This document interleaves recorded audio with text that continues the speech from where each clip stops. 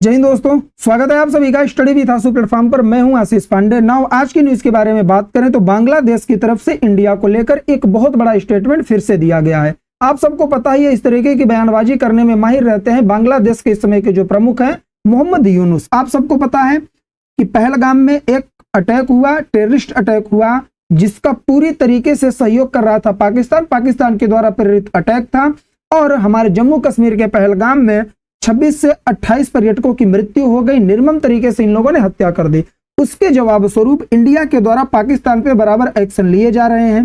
तो पाकिस्तान डरा हुआ है कि कहीं इंडिया हम पर आर्मी स्ट्राइक ना कर दे, हम पर अटैक ना कर दे। तो इस वजह से वहां के जो आर्मी चीफ हैं, वहां के जो रिटायर्ड मेजर जनरल वगैरह हैं, वो सब डरे हुए हैं। एक समय वो लोग काउंटडाउन दे रहे थे कि इंडिया 36 घंटे में अटैक कर देगा, 24 आवर में अटैक कर देगा, इस तरीके की चीजें बोल रहे थे। तो इसी बीच में निकल के आता है इनका ममेरा भाई बांग्लादेश, जिसको हमने इन्हीं से सेपरेट किया था 1971 के वार में। हमारी इंडियन आर्मी ने ही पाकिस्तान के 2 बंटवारे कर दिए थे। एक बांग्लादेश के रूप में इसे हमने स्वतंत्र करवा दिया था और आज ये हमारे खिलाफ जाकर खड़ा हो रहा है। इसका कहना है कि यदि पाकिस्तान पर इंडिया अटैक करेगा तो उसके बदले में मैं चाइना के साथ मिलकर पूरे के पूरे नॉर्थ ईस्ट को सेपरेट कर दूंगा, अलग कर दूंगा इंडिया से। आप सोच कर देखिए कितना बड़ा स्टेटमेंट है। आपको लग रहा होगा कि बांग्लादेश ऐसे ही बोल दिया, ऐसा नहीं है। किसके द्वारा प्रेरित है, क्यों बोला जा रहा है, सारी चीजों पर डिस्कस करेंगे। साथ ही साथ हम ये देखेंगे कि बांग्लादेश ऐसे बयानबाजी क्यों कर रहा है, इसका इंपैक्ट क्या पड़ेगा, इंडिया ने किस तरीके से जवाब दिया है। चलिए वीडियो की शुरुआत करते हैं। आप यहाँ पर देखेंगे मोहम्मद यूनुस, जो कार्यकारी वहां का प्रधानमंत्री बना हुआ है बांग्लादेश का, शेख हसीना के तख्ता पलट के बाद, ये बैठा हुआ है एक रिटायर्ड मेजर जनरल के साथ, जिसका नाम है फजलुर रहमान। फजलुर रहमान कहता है कि आप चिंता मत करिए, यदि इंडिया अटैक करेगा पाकिस्तान पे तो हम पाकिस्तान के सपोर्ट में खड़े होंगे और चाइना के साथ मिलकर। आप यहां पर देखिए, इनका कहना है if India attack Pakistan, Bangladesh along with China should occupy 7 north east state. इनका कहना है कि यदि इंडिया पाकिस्तान पर अटैक करेगा तो हम पाकिस्तान की मदद इस तरीके से करेंगे कि हम इस तरफ की सीमा को भी छेड़ना शुरू कर देंगे, हम नॉर्थ ईस्ट को पूरा बाहर कर। आप सोच कर देखिए, ये सिलीगुड़ी कॉरिडोर की बात नहीं कर रहे हैं किसी चीज ने, डायरेक्ट नॉर्थ ईस्ट स्टेट की बात कर रहे हैं और साथ में चाइना को ले रहे हैं। इसका प्रूफ में मैं आपको आगे दूंगा। आप पहले सोचिए कि बांग्लादेश एक ऐसा देश है जो 3 तरफ से हमसे घिरा हुआ है। आप यहाँ पर देखिए, 3 तरफ से हमने इसे घेर रखा है। एक तरफ से बंगाल की खाड़ी, और ये पूरी की पूरी बंगाल की खाड़ी पर कहीं ना कहीं इंडियन नेवी का ही कब्जा इधर दिखता है हमें। हिंद महासागर का राजा है हिंदुस्तान। तो जब हमारा इसके साथ कोई बॉर्डर डिस्प्यूट भी नहीं है, ना किसी भी तरीके का विवाद है। हाँ, विवाद एक उठा था जब ये मोहम्मद यूनुस चाइना गया हुआ था और इसने इंडिया के नॉर्थ ईस्ट स्टेट को लेकर स्टेटमेंट दे दिया था चाइना से कि आप आइए यहाँ पर ट्रेड करिए, इसे अपना ट्रेड हब बनाइए, ये हमारे नियंत्रण में है, हम इसके सारे रूट काट देंगे, ये समंदर से नहीं जुड़ पाएगा। तो बेचारे पे सारी चीजें उल्टी पड़ गई।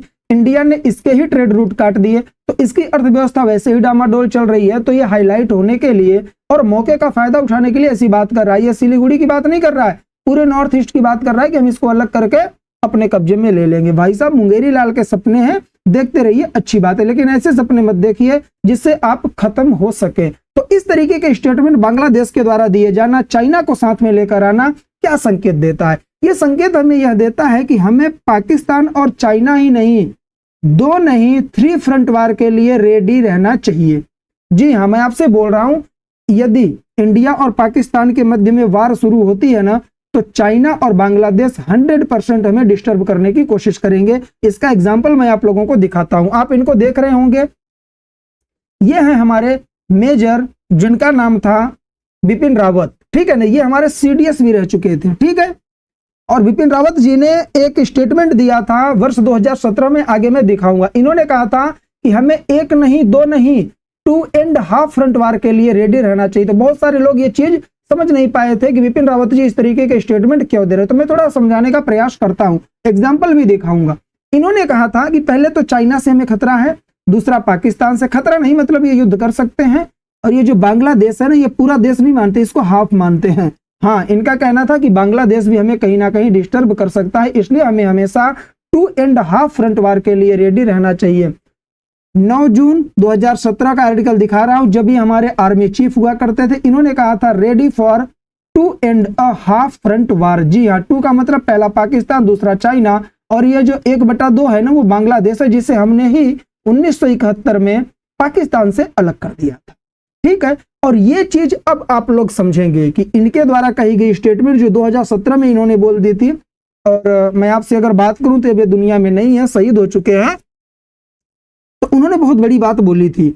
उसका जीता जाता उदाहरण कहां से निकल के आ रहा है, आप यहां पर देखिए।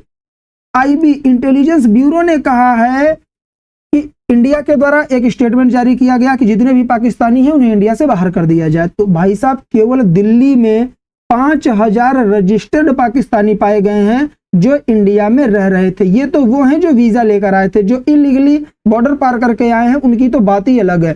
5000 पाकिस्तानी इंडिया के सिर्फ और सिर्फ नई दिल्ली में रह रहे थे। अभी इतनी ही जांच हो पाई है आईबी के द्वारा। बताया जा रहा है कि दिल्ली पुलिस के वेरिफिकेशन में इस तरीके की चीजें आ रही हैं और इससे ज्यादा भी हो सकती है। तो आप सोच कर देखिए पूरे इंडिया में कितने पाकिस्तानी भरे पड़े होंगे। तो कहीं ना कहीं ये हमें संकेत देता है कि जो हमारे आर्मी चीफ, जो हमारे सीडीएस कहा करते थे, वो कहीं ना कहीं ठीक ही है कि इंडिया को चाइना, पाकिस्तान और बांग्लादेश तीनों से ही खतरा है और हमें वार के लिए रेडी रहना चाहिए। आप कहेंगे सर ये छोटा सा बांग्लादेश इस तरीके के स्टेटमेंट क्यों दे रहा है, 3 तरफ से हमसे घिरा हुआ है, इसको पैदा भी हमने ही किया था। जी हाँ, पाकिस्तान से 1971 में, ठीक है ना। आप सबको पता होगा, मुक्ति वाहिनी के साथ मिलकर शेख मुजीबुर रहमान, हमारी इंदिरा गांधी जी प्राइम मिनिस्टर थी उस समय, हमारी इंडियन आर्मी ने इसको अलग कर दिया था। पहले ये पता है, ये पूर्वी पाकिस्तान के नाम से जाना जाता था 1947 से लेकर 1971 तक। लेकिन यहाँ के लोगों ने आंदोलन किया, मुक्ति वाहिनी का गठन किया गया, शेख मुजीबुर रहमान फ्रंट पे आए और उन्होंने इंडिया से मदद मांगी और हमने पाकिस्तान को 2 टुकड़ों में बांट दिया था। ढाका को कैपिटल बनाया और इसे बांग्लादेश एक नया नाम दिया था। लेकिन अब यही बांग्लादेश हमारे लिए कहीं ना कहीं नासूर साबित हो रहा है। बांग्लादेश पाकिस्तान से मिलने की कोशिश कर रहा है। आपको पता है, जब शेख हसीना की सत्ता थी ना, तो बांग्लादेश की जो अर्थव्यवस्था थी वो बहुत तेजी से ग्रो कर रही थी। लेकिन जैसे ही उन्होंने सत्ता से हटाया गया और वहां पर एक कठपुतली नवाब की तरह आया कौन, मोहम्मद यूनुस, पूरी की पूरी अर्थव्यवस्था डाउन हो रही है। आगे मैं बात करूंगा। बांग्लादेश इस तरीके के स्टेटमेंट क्यों दे रहा है कि हम चाइना के साथ मिलकर अटैक करेंगे, किस पे, इंडिया के नॉर्थ ईस्ट पर, और इस पूरे नॉर्थ ईस्ट को अलग कर देंगे। उसका रीजन देखिए। आप सबको पता है कि बांग्लादेश में जब शेख हसीना की सरकार थी, अर्थव्यवस्था बहुत तेजी से आगे बढ़ रही थी। लेकिन जैसे ही मोहम्मद यूनुस सरकार में आए, उनकी अर्थव्यवस्था डाउन हो गई और वहां की इकोनॉमी इस तरीके से गिरी कि बड़ी बड़ी कंपनियां यहां से निकल के जाने लगी, इन्वेस्ट नहीं कर रही थी। जितने इन्वेस्टर्स ने इन्वेस्ट किया था, इन पे बहुत ज्यादा लोन चढ़ चुका है। तो इनकी जो फाइनेंसिंग करेंसी है ना, वो क्राइसिस में चल रही है। पूरे तरीके से अर्थव्यवस्था डामाडोल हो चुकी है। तो कहीं ना कहीं इनके पास कोई काम है नहीं, तो चलिए इंडिया के खिलाफ ही कुछ बोलते हैं, कुछ ना कुछ हमें हाईलाइट चीजें हो जाएंगी। आप सोचकर देखिए कि वर्ल्ड बैंक ने एक प्रोजेक्ट किया था कि अगले 36 साल तक बांग्लादेश की लोवेस्ट जीडीपी ग्रोथ होने वाली है। 36 ईयर कम नहीं होता डियर, कहीं ना कहीं एक जनरेशन चेंज हो जाती है इसमें। और वर्ल्ड बैंक कह रहा है कि बांग्लादेश की जो अर्थव्यवस्था है अगले 36 सालों तक डाउन रहेगी। 3.4% के करीब बता रहा है कि ये ग्रोथ कर पाएगी ज्यादा से ज्यादा। और ये कहीं ना कहीं बांग्लादेशियों के लिए दुर्भाग्य है जो इस गवर्नमेंट के साथ खड़े हैं। मैं आपको बताऊं ये सब हो क्यों रहा है। ये सिर्फ और सिर्फ पाकिस्तान को खुश करने के लिए इंडिया के खिलाफ जाने की वजह से हो रहा है। जैसे ही चाइना में जाकर 7 सिस्टर को लेकर, हमारी वो जो नॉर्थ ईस्ट के 7 राज्य है ना, नॉर्थ ईस्ट स्टेट को लेकर इसने जब स्टेटमेंट चाइना में दिया कि आप आइए और वहां पर ट्रेड करिए, ट्रेड हब बनाइए, उस पर हमारा नियंत्रण है, तुरंत इंडिया ने इसके सारे ट्रेड रूट काट दिए और इसकी अर्थव्यवस्था डाउन होने लगी।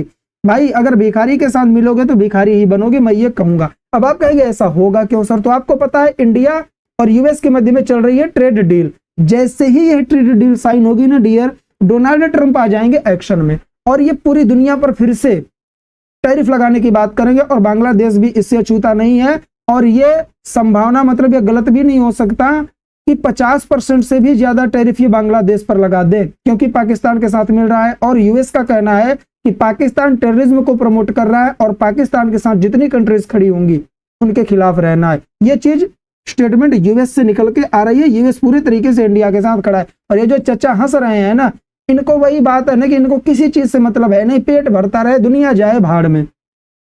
ठीक है, वही हाल है इनका। अर्थव्यवस्था खत्म हो रही है, लोग भूखे हैं, पूरी तरीके से इकोनॉमी डाउन होती जा रही। चचा को कोई फर्क नहीं पड़ रहा है, बस स्टेटमेंट देना है भाई, पहला घर संभालो। आप कहेंगे सर इंडिया ने क्या कहा? तो इंडिया ने भी कोई जवाब नहीं दिया है, क्योंकि वो जो व्यक्ति बोल रहा है ना वो किसी तरीके से ऑफिशियल नहीं है, वो रिटायर्ड मेजर जनरल है। लेकिन इंडिया की जो अडानी है ना, अडानी कंपनी ग्रुप है, अडानी ग्रुप, इन्होंने कहा है कि India's Adani power says hopefully Bangladesh will pay all outstanding due. मतलब कि भाई साहब बिजली का बिल नहीं चुका पाए हैं बेचारे, कौन? बांग्लादेशी। अडानी ग्रुप ने वहां पर बिजली वगैरह उपलब्ध करवाई थी, पावर दिया था, और इसका भाई साहब अडानी ग्रुप का ये लोग बिल नहीं दे पाए हैं, और बात करते हैं कि हम लोग नॉर्थ ईस्ट को कब्जा कर लेंगे, ये कर लेंगे, वो कर लेंगे। पहले घर में जाओ, किचन में देखो कुछ है खाने के लिए, फिर इंडिया के बारे में सोचना। तो इस तरीके की बयानबाजी, बेतुकी बयानबाजी बांग्लादेश की तरफ से आती रहेगी, क्योंकि ये भी पाकिस्तान के धर्रे पे जा रहा है और चाइना इन लोगों को बिल्कुल सपोर्ट करेगा। तो भैया तुम अपनी अर्थव्यवस्था को खत्म ही कर दो। चाइना की भी इतनी अभी हैसियत नहीं है कि वो डायरेक्ट इंडिया पर कुछ भी कर सके, नहीं कर पाएगा, क्योंकि इंडिया एज अ मार्केट इसके लिए हमेशा फायदेमंद रहता है। तो ये जो न्यूज है इंटरेस्टिंग रहेगी, आप लोगों को कैसी लगी जरूर बताएंगे। इससे रिलेटेड कोई भी अगर डेवलपमेंट आती है तो मैं फिर से वीडियो लेकर हाजिर रहूंगा। कई दिनों के बाद वीडियो आ रही है तो बोलने में थोड़ी असुविधा हो रही थी, मेरी हेल्थ नहीं ठीक थी। बाकी आप लोग कमेंट करके बताएंगे ये वीडियो आपको कैसा लगा। चलिए आज के लिए बस इतना ही, मिलेंगे नेक्स्ट वीडियो में, तब तक के लिए जय हिंद, जय भारत, बाय बाय।